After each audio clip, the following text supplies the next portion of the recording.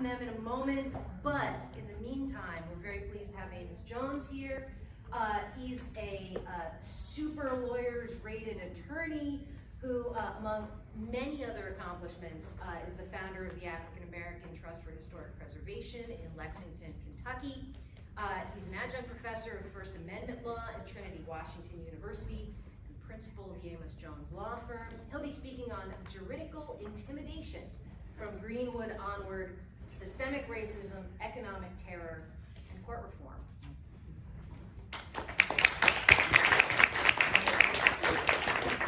I think it's still muted, actually. If you go back and click on mute.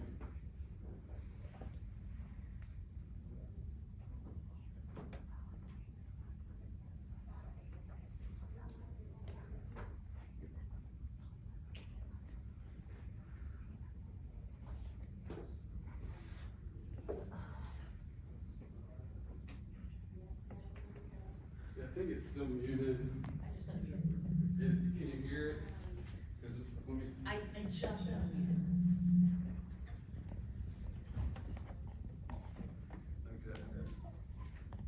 Okay. Thank you, Professor Rosenblatt. Just a little bit of feedback, but I'm going to try it anyway. It's so good to be here. Maybe we can repeat. There we go. Thank you. And I also would like to thank Andre Cummings and Calvin Graham, who in an earlier version of what I'm about to present, offered some very constructive feedback. I want to also thank the Director of Administration of the African American Trust for Historic Preservation, Holly Clark, who's here and providing excellent service on behalf of that Lexington, Kentucky-based organization. I want to thank the Dean here, Dean Enser Roth, is doing an excellent job, and certainly Professor Bowman, Professor of Piety, Adam, even, it's been a great day. I came to talk for just a little while about an aspect of this crisis that I believe today is the day to pull out into the open, because really the Greenwood story, as we have seen from all presenters today, especially from Reverend Turner, is the story of a beatdown of Black people who sought to advance their economic circumstances, even in the face of what I call a dormant 14th Amendment. That is, no formal equality at all, but nevertheless, that enduring human idea of improvement, enhancement, growth, and flourishing in spite of apartheid. And I want to start from the failure over the last 100 years of every piece of litigation that has been brought to what I think it would be simply to activate traditional notions of tort law and damages and equitable tolling to bring some kind of correction and some kind of remedy to this situation. Now, I'm very sensitive to the fact that every community has its own local customs, colors, and legal customs, culture, and legal frameworks. I had never set foot in Oklahoma until the day before yesterday when I came here for this symposium. I wanted to come in person, and I wanted to bring a staffer from the African American Trust for Historic Preservation to get a real feel for how it's experienced.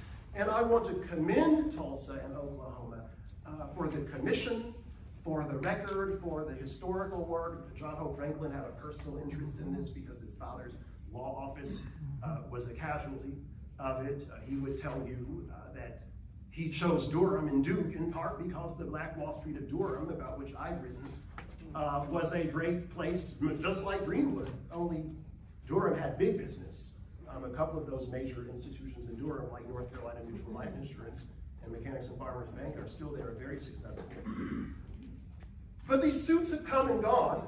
One of them came out last year in state court, and they have left us with very little satisfaction at all. And we have to step back and wonder why. How did this happen? How does it happen that we have had, by some counts, 5 lawsuits? There have been other administrative proceedings and all kinds of investigations, and yet here we are in the 100th year, unfulfilled. And I would like to suggest that we have a problem of court malfunctions, if you will, paradoxically functioning in the right manner. If you understand the way the Constitution has been grown over the last couple of hundred years or so, you know that Black people in America never were supposed to have any real recourse to anything, particularly slaves.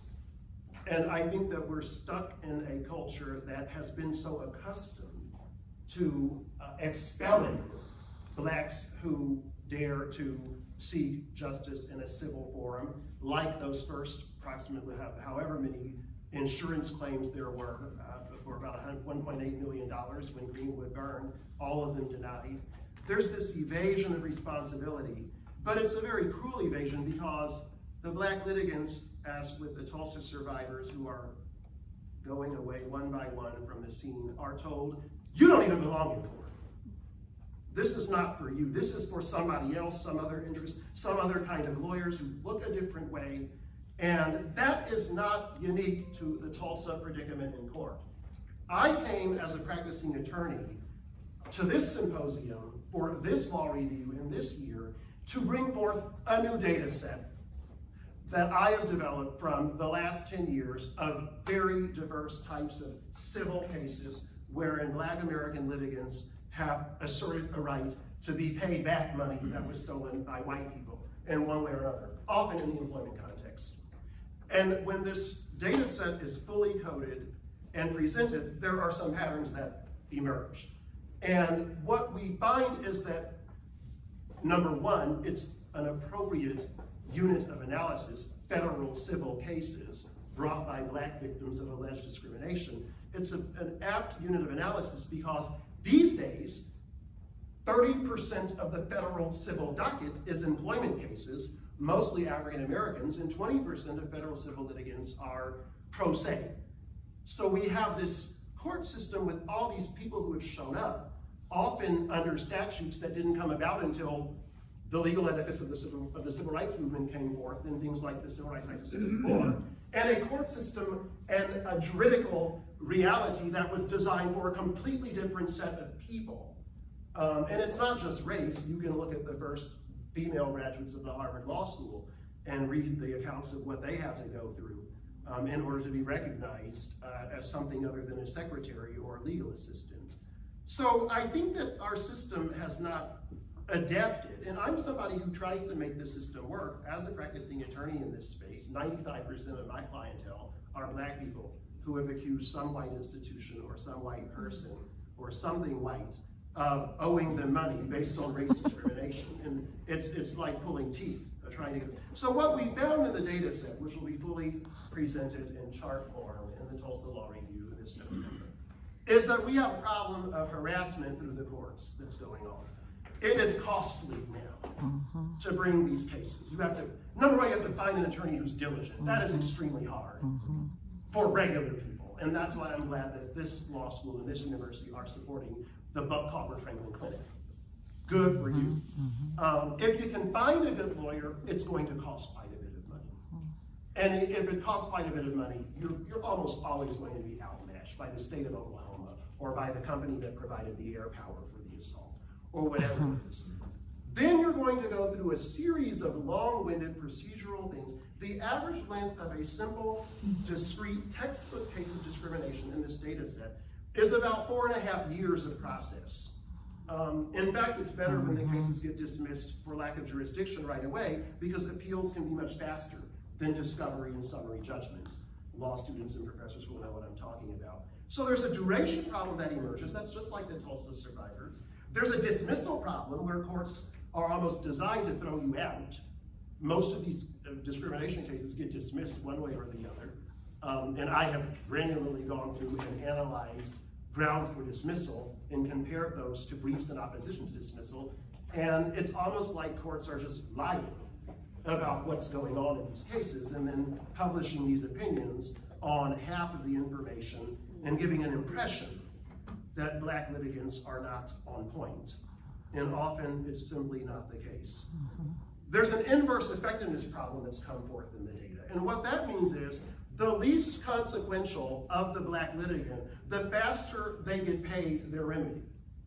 So the more important people, and these are anonymized data sets, because some of these cases have been settled, often for a pittance. The more powerful the African American, like Greenwood was powerful because it's economic self-sufficiency. In capitalism, if you're undercapitalized, you're still a slave.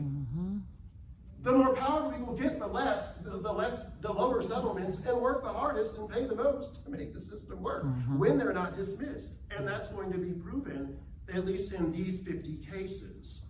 And what all this does is serve to, it just hit me 2 weeks ago in a case. Dr. King got shot dead in the face at 39 precisely because he was that powerful. A bunch of other people were just left to go on and do whatever, and here we are still trying to get reparations, or we have to come with the John Lewis Voting Protection Act after the Voting Rights Act of 65, or whatever it is. So there's an incentive to go after the most powerful. So even as we, in some ways, condemn Oklahoma, at least the ground was fertile for the flourishing of a Black Wall Street like that in the first place. And as Reverend Turner said, it's about the promise of a continuing story. Finally, though, the financial abuse of the system. It becomes very cruel to have lost everything, like a job, in the case of the people in this data set in 50% of the cases, and then to go into court and to be told, basically to be gaslighted. So there's that data set that you can read more closely later. As we move on, there are some conclusions. If you look at Greenwood and what has happened in court with these failed suits over the years, and what still happens in cases that are not famous on behalf of discrete victims, the juridical reality, that is the legal pattern in practice in these courts with respect to Blacks who don't have a lot of fame on their stories, is to make the courts intimidating and deterrent. And I must say, as successful as I am as an advocate, I am far more mortified going into any court before a judge on behalf of a Black victim than in a police stop, ever. And I am a Black civil rights attorney in Washington, D.C. The chances of being treated fairly by a police officer, in my experience and that of my clients, is far higher than the average judge, including Black judges and Hispanic judges and Asian American judges or whatever. And that's why I have come up with,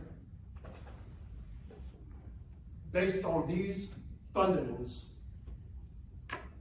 which I won't read to you, these are very texty slides on purpose, I have come up with some court reforms that I think we should just think about if we can accept some of what has been adduced from the Greenwood example of what went on in court, which was complete loss all the way to the present, with the possible exception of this new one from last year that's in state court, and to identify what we can do to overcome what I believe is fairly established juridical intimidation from Greenwood onward. And the proposals are centered largely in federal courts, because that's where most of these rights are potentially actualized.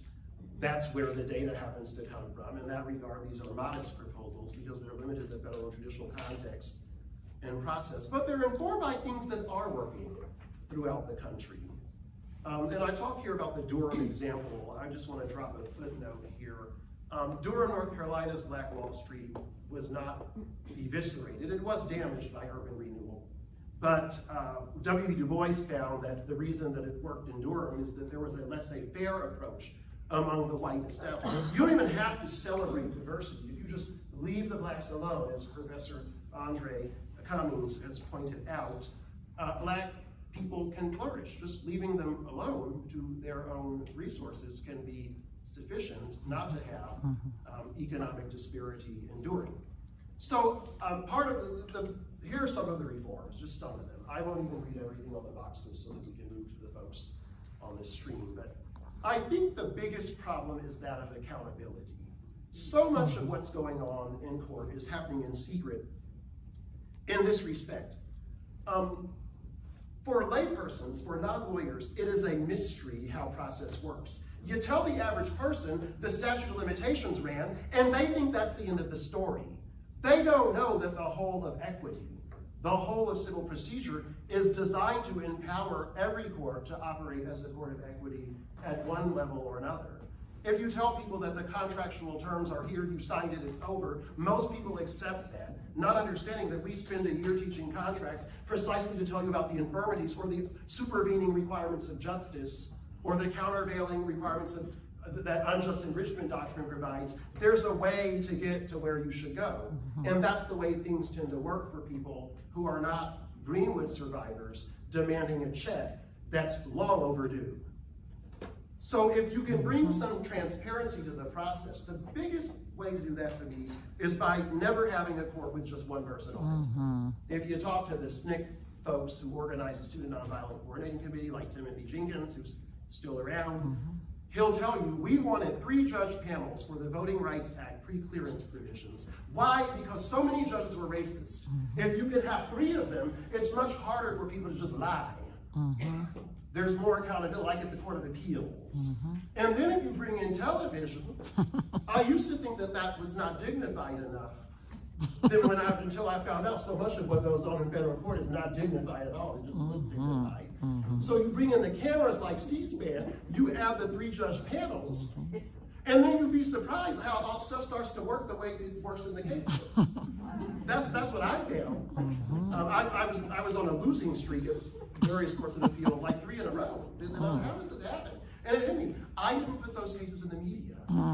The ones that I won are ones that I pressed what was happening to these people, and that's how we got where we needed to go in the way of justice. I believe that American people, American justice, Oklahoma, everybody's in a convictable posture. But sometimes you have to bring a little light to it. Those are the 2 major points of reform. The other thing you do when you make it a 3-judge proposition, yes, that takes away a lot of power of an individual judge, but the big thing you do as well is you inherently will diversify. Lonnie Guinier has said that when she was winning all those cases for the NAACP, every time someone else worked on a brief with her, the brief got better. And if you put multiple people, you're more likely to have a woman or 2 or 3 in there. Ethnic diversity, other kinds of diversity can come in. These are matters of impression. We are all deeply raced. We're all deeply informed by or limited by certain experiences or non-experiences. So if we can bring it together, then we can look at the problem more comprehensively. Those are the 2 big ones. More people, more exposure. Everything else derives from that. I will save these, as Professor Cummings said, aggressive forms of reform maybe for a discussion later on. But I think my time is up. But I thank you all for inviting this conversation and for allowing me to stand here and offer an unusual critique of federal courts and judges, and unusual because you have to go before these people all the time, and the judiciary can be quite imperial. I think that if we can implement some of these reforms, then we can prevent another 100-year travesty of injustice times 4 that we've all seen in this state, in these courts that have failed these victims. Thank you.